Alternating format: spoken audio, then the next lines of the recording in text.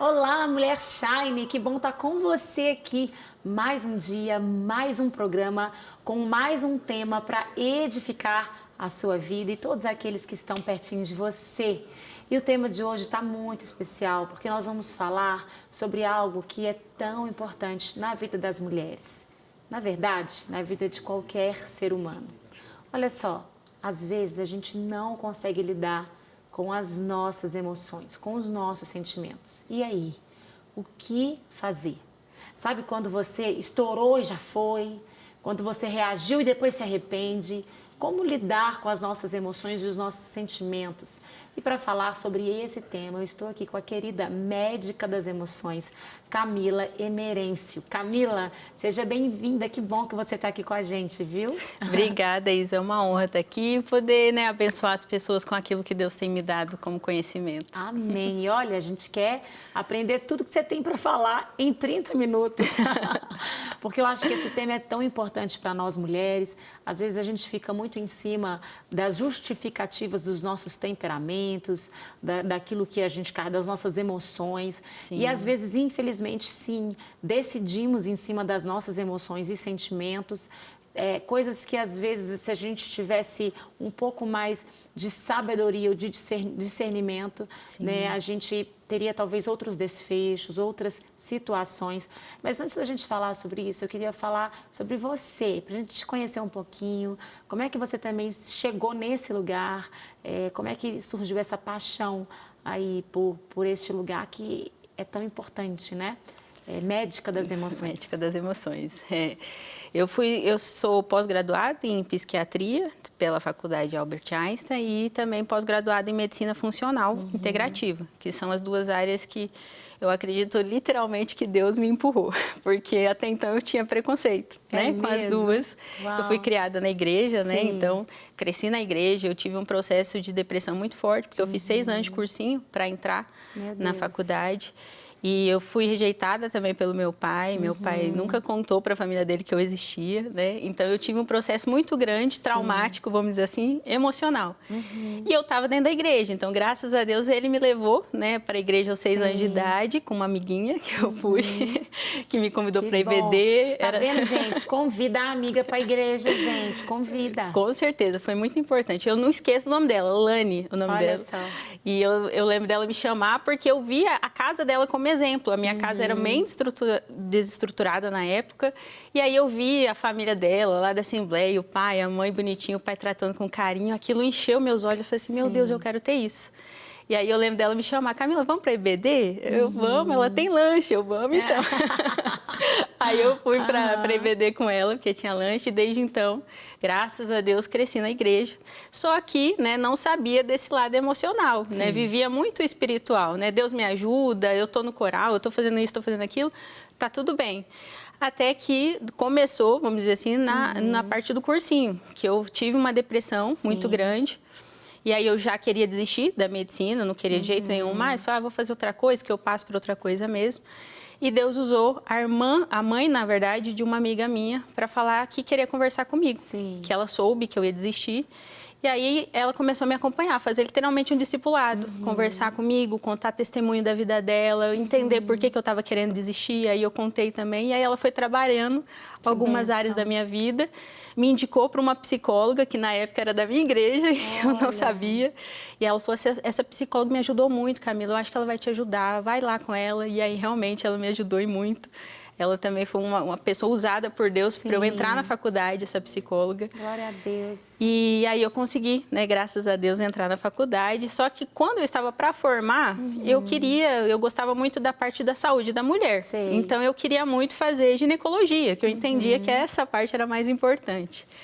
E formei, passei, eu lembro, na residência, na prova da Santa Casa, mas não vi que eu tinha passado e aí eu perdi a matrícula da ginecologia. E aí, nesse processo todo, que foi bem antes um pouquinho da pandemia, Deus me deu um projeto que chama Honor, que é Mulheres de Honra. Que ele falou, Camila, eu quero que você ensine o que é honrar a Deus em todas as áreas na vida da mulher. E aí eu falei, Deus, o que eu vou ensinar? Porque na época, até hoje também, eu era solteira, e aí eu falei assim, eu não tenho a parte de casada para ensinar. E Deus falava, não, mas o que você já viveu até aqui já é o suficiente para eu passar para outras mulheres também que precisam. E aí, na época, ele trouxe várias mulheres, e aí surgiu o Honor, que é a mentoria que eu tenho, de mulheres de honra.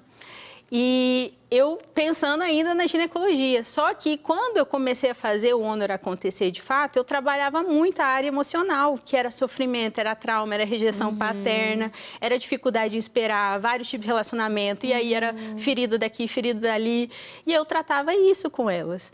Até quando foi um dia, né, Deus usou uma pessoa e falou assim, Camila, você faz isso no Honor, por que você nunca pensou em psiquiatria? Aí eu falei assim, é verdade. Eu vou orar por isso. Aí eu comecei a orar, eu falei, Deus, e aí? É isso mesmo?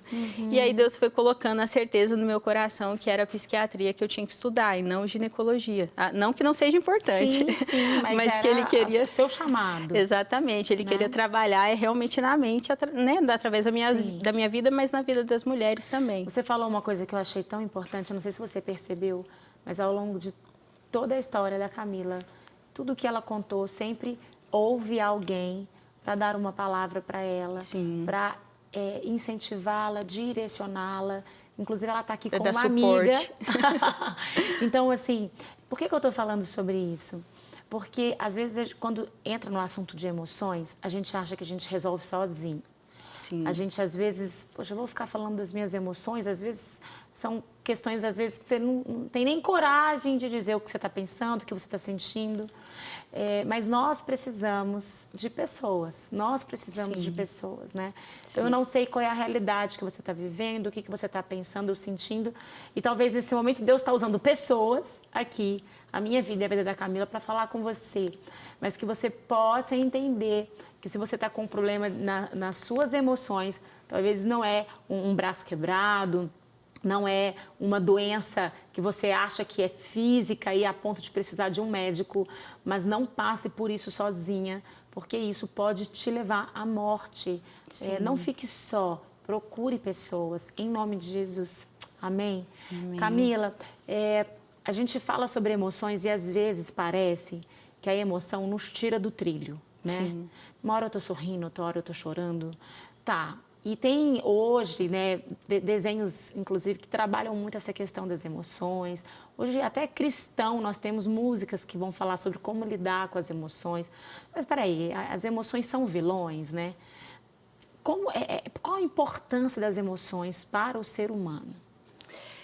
Olha, eu costumo falar que Deus criou tudo e por um propósito. Sim. E as emoções não são diferentes. Cada uma das emoções, se a gente for usar o princípio do neurocientista mais famoso no estudo da neurociência das emoções, que é o Antônio Damasio, ele fala que existem as 4 emoções primárias, né? Que é a raiva, o medo, a alegria e a tristeza.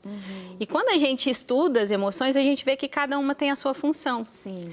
O problema em si não seria a emoção, mas seria a experiência que você já tem de vida, vamos dizer assim, de experiências vividas, de traumas, de sofrimento, que fazem com que talvez a emoção não seja saudável.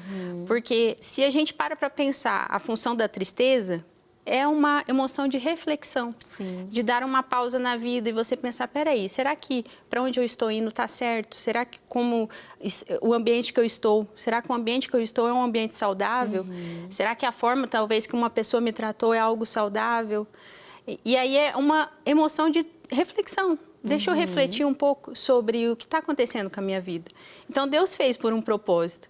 A tristeza, a alegria também, para você saber o que é bom e ter prazer em repetir aquilo várias vezes, né? E também para você ter o contraste. Olha, isso é alegria e isso é tristeza. Então, o contraste leva a entender também. Sim. A raiva é quando você sente algo porque aquilo transgrediu a sua moral ou feriu alguém que você ama ou falou algo que vai contra aquilo que você acredita. Então, é uma forma de defesa. E por isso não é ruim, mas a maneira como você usa a raiva, muitas vezes que é ruim, né? Então, se a gente for refletir sobre cada uma das emoções, a gente vai ver um propósito nelas e vai ver que não é ruim ter emoção, mas quando você recebe ela, que é aí que vira aquele sentimento, né, ruim.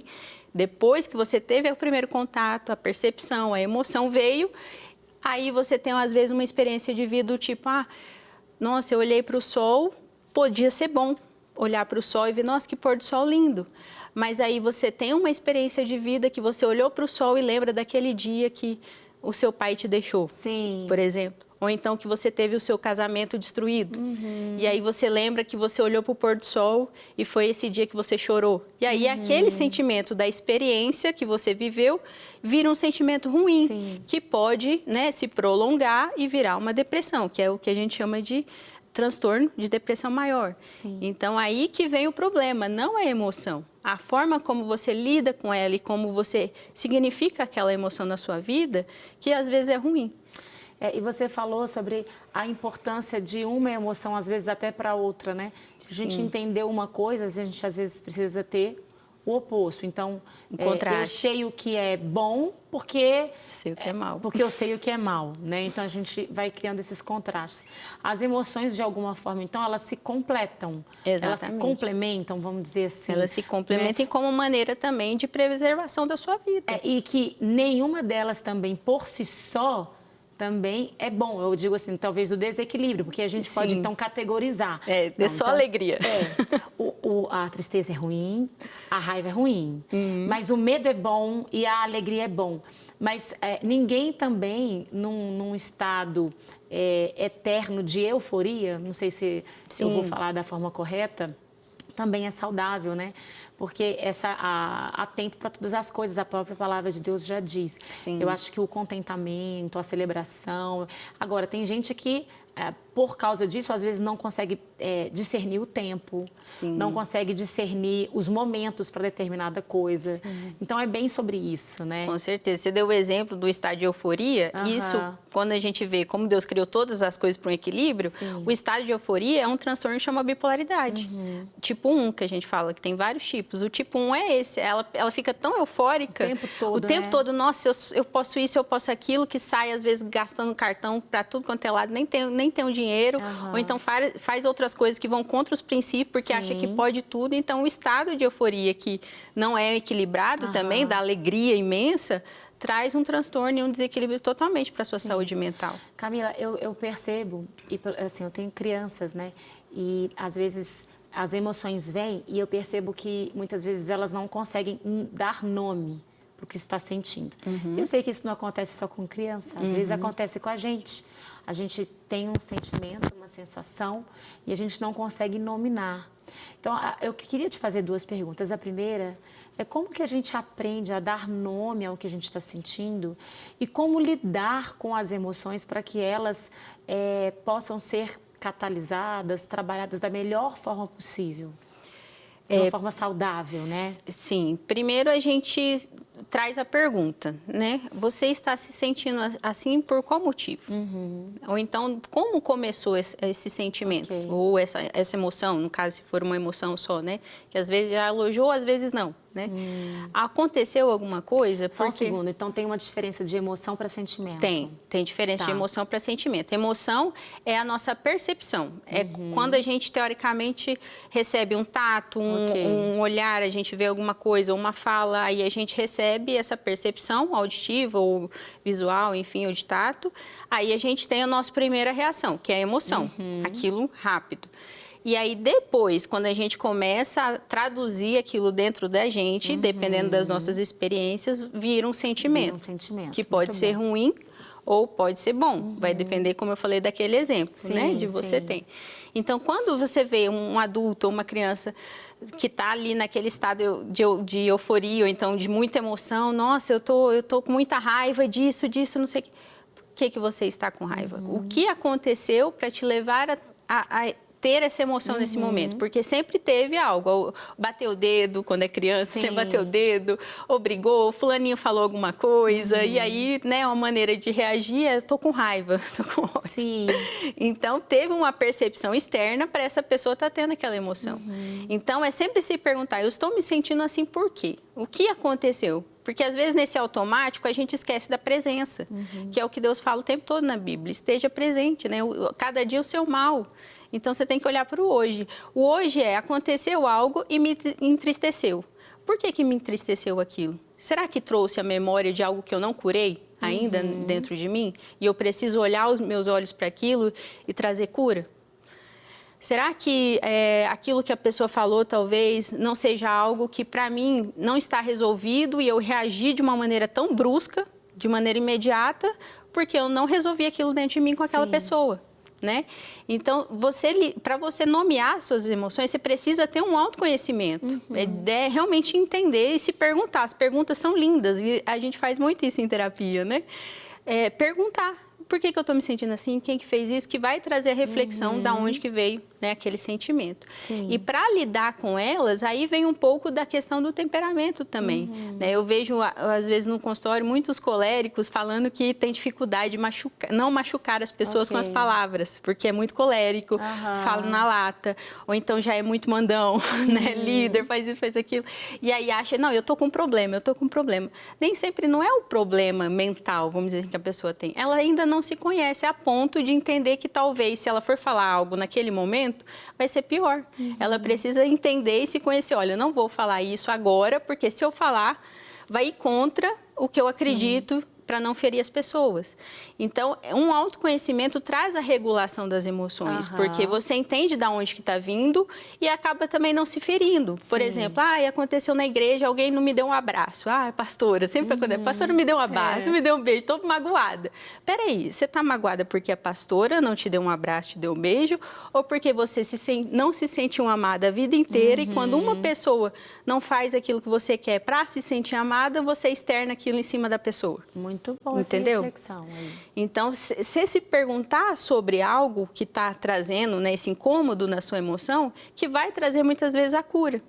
Para essa parte também regular. Porque aí você não vai ficar brava porque não te respondeu no WhatsApp, por exemplo. Fala assim, não, eu acho que não respondeu, não é porque a pessoa não gosta de mim. É porque às vezes ela está atarefada, ela está fazendo outras coisas, ela tem filho, ela tem marido para cuidar. Então, uma hora ela me responde, tá tudo bem. Agora, quando você, né, faz de uma maneira desregulada essa emoção e fica com raiva, com ódio, nem sempre é sobre aquele ponto específico, mas sobre o enredo de trás, que essa pessoa não está se perguntando, né? E não está trazendo ali a luz daquilo que ela precisava resolver. Ou seja, só se torna um problema, a emoção só se torna um problema, provavelmente, quando ela se torna talvez um sentimento, sem essas reflexões, sem essas perguntas. Isso, no automático. Porque você está reagindo num sentimento automático que você já carrega, que é o sentimento da rejeição, que eu dei o exemplo da pastora, que eu escuto muito de pastor. A pastora não me deu um abraço hoje, ou ela não me deu um oi. Mas será que a pastora não te deu um abraço e você está se sentindo rejeitada por ela? Ou porque você teve uma história toda de infância de rejeição e de abandono? E aí o fato da pastora te dar um abraço, você descontou toda aquela raiva, aquele ódio em cima da pastora. Você falou, existem alguns transtornos das emoções, né? Esses tipos de transtorno, eles podem vir de qualquer pessoa que talvez não soube lidar bem com a emoção e virou um transtorno, ou esse tipo de transtorno ele pode ser, como que eu vou dizer, genético, hereditário, como é que é isso? É os dois. A gente estuda hoje o que a gente chama de epigenética. Epigenética, o que é? O estudo dos genes para ver o que ele tem de influência no seu comportamento. Então, às vezes, você tem um gene de uma família realmente que tem depressão, várias histórias de depressão, então você tem ali, querendo ou não, né, a predisposição de poder desenvolver uma depressão. Só que a epigenética vem falar, que é uma coisa até que a Bíblia, né, ensina, vem falar que nada disso traz a sua identidade. Por quê? Porque a epigenética fala que você que determina a instrução que você dá para o seu gene. Se você der uma instrução para o seu gene de ambiente saudável, de alimentação saudável, de estilo de vida saudável, você vai estar dando boas instruções para o seu gene, então não tem por que o seu gene ficar deprimido. Ou então você ativá-lo nessa questão da depressão. Sim. Então, eu posso ter o gene, mas não significa que eu vou ter, porque vai depender do que eu vou dar para ele de orientação. Então, eu posso mudar a minha vida, eu posso fazer terapia, eu posso ir à igreja, que é um ambiente terapêutico enorme, eu posso trazer cada vez mais saúde para todo o meu corpo, que é o templo do Espírito Santo, e nada disso afetar qualquer coisa da minha vida, do meu ministério, do meu chamado, o que seja. Né? Como eu também posso fazer o contrário, que foi até estudo que foi feito com 2 grupos de mulheres. Colocar essa pessoa num ambiente tóxico, comer totalmente errado, não fazer nada de atividade física, enfim, ter obesidade, um monte de doença crônica, vamos dizer assim, de outro jeito, e aí vai ativar todos os genes ruins que essa pessoa tem. E aí a tendência de ter uma depressão, ou uma bipolaridade, ou qualquer outro tipo de transtorno, né, da mente, vai ser muito maior do que para uma pessoa que não está tendo esse estilo de vida. Ou seja, tudo é como você alimenta e nutre. Exatamente. Né? Como que nós devemos ou como podemos cuidar das nossas emoções e sentimentos?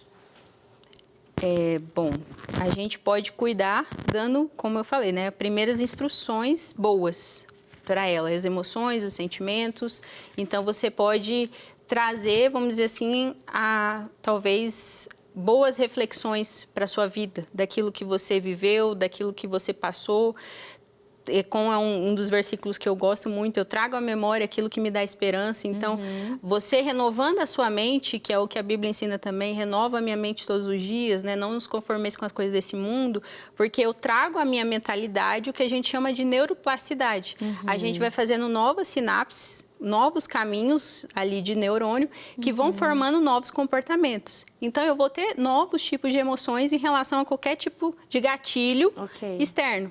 Então, eu começo a fazer terapia, eu começo a buscar um médico para ver se o meu corpo está saudável. Por isso que eu entrei na medicina funcional, porque é tornar a pessoa funcional, nas funcionalidades dela toda, sem precisar ficar doente, né? Prevenir doenças. Então, eu começo a cuidar mais do como um todo, né? Do meu espírito, do meu corpo, da minha mente, nesse sentido, para trazer novos caminhos, que é o que a gente chama de neuroplasticidade, e fazer com que o meu comportamento, a minha história, enfim, toda a minha geração, né, mude de contexto em relação ao que foi passado. Gente, é tão importante isso, né? Porque às vezes a gente dá tanta atenção, como eu já disse aqui, para uma doença física, a gente dá tanta atenção, porque assim, se o meu pé está machucado, não tem como andar, uma hora eu vou parar e eu vou ter que ir no médico. Mas às vezes a gente não percebe esse sentimento de urgência com as nossas emoções. E os nossos sentimentos. Então a gente vai empurrando isso até o momento que a gente realmente não dá conta mais. Então essa autoleitura, né, essa reflexão, escutar amigos, né, tão importante. Você falou, às vezes tem temperamentos, né, que às vezes fica mais óbvio de ver o descontrole das pessoas, mas tem temperamentos que às vezes ninguém está vendo o seu descontrole ou um problema, porque você é introspectivo, mas você não tá saudável, né? Você precisa fazer alguma coisa. Então, se cuidar de uma forma integral, né? Corpo, alma e espírito. E falando de espírito, você citou aqui 2 versículos que são lindos, inclusive. Tem mais algum texto, ou até um desses que você citou, que você gosta, que te faz muito refletir sobre o que a gente está conversando aqui? Um texto bíblico? Sim, tem um versículo que é o meu favorito, né? Acho que na minha fase, depois que eu passei todo esse processo, e outros maiores ainda, porque eu já pensei em suicídio, né? Então, foi um processo assim que, para mim, eu senti a dor emocional, literalmente, que é o peito abrindo. Eu senti essa dor e foi quando eu pensei em tirar minha vida. Só que aí eu falei com o Senhor, eu falei, Deus, eu não consigo viver assim. E eu preciso que você me dê uma luz, um caminho para eu poder seguir, porque se for para fazer o que você quer que eu faça, eu não vou conseguir desse jeito. E aí eu lembro que nesse dia ele me levou a fazer um jejum de 31 dias sem comer. Eu fiquei 31 dias e eu falei, Deus, eu só paro ao momento que eu passar mal. Enquanto eu estiver conseguindo trabalhar, conseguindo andar, eu vou ficar sem comer o tempo que for, até a dor ir embora. E aí a dor foi diminuindo, e quando esse processo todo terminou, eu estava lendo a Bíblia, um dos versículos que eu nunca tinha reparado, e hoje em dia eu fico, nossa, eu quero estudar esse livro de cabo a rabo, que é Deuteronômio 32:4, que Deus, eu acho que traduziu nesse versículo tudo que a gente sente quando a gente está num processo, às vezes, de raiva, de medo, de solidão, de abandono, de rejeição, porque o nosso sentimento é alguma coisa está errada ou então que Deus está errando. Porque nada está dando certo, tudo está dando errado, então Deus errou em alguma coisa na minha vida, não está certo isso que eu estou vivendo e eu tenho que ir para outro caminho porque, enfim, Deus não gosta de mim. E aí o sentimento que eu tinha nesse momento era isso, de que minha vida não estava boa, estava péssimo, que estava tudo errado e que Deus não era bom para mim, era bom para outras pessoas. E aí eu lembro que eu li esse versículo, Deuteronômio 32, 4, que fala: Ele é a rocha e as suas obras são perfeitas, tudo que Ele faz é certo, é um Deus fiel que nunca erra, justo e verdadeiro. Eu repeti esse versículo o tempo inteiro na minha cabeça, porque agora que eu li aquilo, eu falei assim, ok, Deus, você nunca erra. Você nunca erra, você é justo, você é verdadeiro. Então tem um porquê de eu estar passando isso, tem um porquê de tudo isso que eu vivi, tem um porquê. Então toda vez que eu vinha aquela revolta, aquele sentimento de tristeza, de angústia, eu lembrava desse versículo que saltou os meus olhos, literalmente. E te mantinha, E né? me mantinha em pé, lembrando que Ele nunca erra. Nada do que está acontecendo na minha vida é por um erro dele, ou do universo, né, que a gente pensa, ou de qualquer coisa, energia contrária. Era assim porque tinha um propósito e Ele estava naquilo. É, querendo ou não, um exercício de renovar a mente, né? Exatamente. Contra os pensamentos que te diziam um contrário disso. Exatamente. E isso quem me ensinou foi aquela discipuladora, que eu falei que quando eu queria desistir de medicina, ela falou assim, Camila, que a filha dela teve leucemia, mieloide crônica, e foi curada aos 4 anos de idade. E ela falou assim, Camila, uma das coisas que eu mais entendi é o poder da palavra. Eu falava o tempo inteiro o versículo para a Dani, eu falava o tempo inteiro o versículo para ela no hospital, para ela ser curada. E aquilo eu via que realmente trazia vida para minha filha. Então, faça isso. Aí eu comecei a fazer. E aí teve um dia que eu falei para ela assim, nossa, mas eu tô parecendo um papagaio de pirata. Eu estou falando, falando. Ela, mas vai surtir efeito, acredita. Você não está percebendo, mas sua cabeça está sendo mudada. Aí eu falava, então tá bom, vou falar. Glória a Deus. Gente, que papo bom. Espero que você esteja sendo edificada aí. Essa nossa conversa está encerrando, então eu já vou aqui para nossa dinâmica surpresa. E eu pensei de a gente conversar, Camila, atrás de mim aqui, ó, talvez não tenha ninguém vendo, mas tem uma almofada aqui, escondida. Mas ela está me apoiando, sabe? Aí pertinho de você tem uma também. Tem como a gente associar essa conversa nossa com essas almofadinhas aqui, ó, escondidas atrás? Sim, a gente às vezes pensa que a almofada é só a parte espiritual, né? É só Deus, o Espírito Santo, e com certeza, não tenho dúvida nenhuma que é sempre Ele. Mas às vezes Ele usa o onesívoro, como usou na vida de Paulo, que era um pinguinho ali de antidepressivo na vida dele, lá na prisão, para ele poder estar um pouco mais alegre, para ele não desistir do propósito, daquilo que ele estava fazendo. Então, acredito que Deus usa como ferramenta essas almofadas, que a gente chama às vezes, eu sou o jumentinho de Jesus, usa essas almofadas para poder nos dar um apoio naquele momento, para poder nos alegrar, nos trazer de novo esperança, para a gente poder desviar também os nossos olhos daquilo que está acontecendo, para lembrar das coisas que podem acontecer, que Deus vai fazer. Então, acredito muito nisso, que Deus coloca esses onesívoros que está na Bíblia para nos ajudar. Ó, para a gente encerrar um quiz rapidinho, para a gente conhecer um pouquinho mais de você. Um livro. A Bíblia? Pode ser. Uma prioridade. Deus. Uma qualidade. Obediente. Um desafio. Nossa, cumprir meu propósito. Uma cor. Azul. Uma comida. Risoto. Delícia, um lugar. Lugar? Nordeste, que eu nasci lá. Uma pessoa. Uma pessoa? Jesus. E um versículo, tem um? Eu falei o Deuteronômio 32, 4. Sim. Então, deixa uma mensagem final para quem está nos assistindo. Aqui para onde eu olho? Para cá mesmo? Aqui. Então, gente, para poder finalizar tudo isso que a gente falou, né? Como eu disse, eu acho que tudo que Deus faz na nossa vida, nada é para nos causar dor, nos causar sofrimento, sem um propósito. A gente, às vezes, passa por processos que a gente não está vendo, mas é exatamente esse processo que vai moldar aquilo que Ele tem para fazer na sua vida como propósito, como destino, para fazer com que você cumpra também a parte de edificar a igreja, porque uma das maiores alegrias de Jesus é ver cada um ali cumprindo o seu papel em ajudar a igreja a se tornar noiva perfeita, imaculada. Então, eu acredito que aquilo que você está passando, seja a dor, seja, enfim, o trauma passado, não fique naquilo, porque Jesus fala para a gente olhar os nossos olhos para o amanhã, para aquilo que nos dá esperança. Então, acredite que isso Ele está fazendo realmente e permitiu para que você vivesse algo ainda maior na sua vida e trouxesse cura para muita gente que às vezes está na escuridão e precisa entender essa luz que é viver com Jesus. Amém, gente. E é diante dessa palavra que eu encerro esse programa, que você seja abençoado aí. E se você estiver precisando de ajuda, procure quem está perto de você, uma rede de apoio. Tenho certeza que você vai encontrar acolhimento. Deus te abençoe.